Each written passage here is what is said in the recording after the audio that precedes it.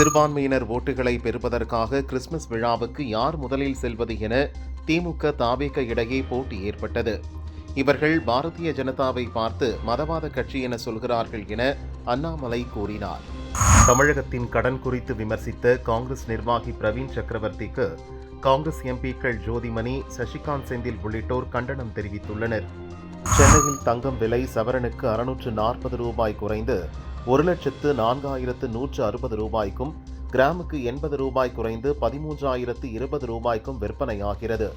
வெள்ளி விலை கிராமுக்கு 4 ரூபாய் குறைந்து 281 ரூபாய்க்கு விற்கப்படுகிறது. கடும் குளிர் காரணமாக உத்தரப்பிரதேசத்தில் உள்ள பள்ளிகளுக்கு ஜனவரி 1ஆம் தேதி வரை விடுமுறை அறிவிக்கப்பட்டுள்ளது. மெக்சிகோவின் ஓக்சாகா மாகாணத்தில் ரயில் தடம் புரண்டதில் 13 பேர் பலியானார்கள். 98 பேர் படுகாயமடைந்தனர்.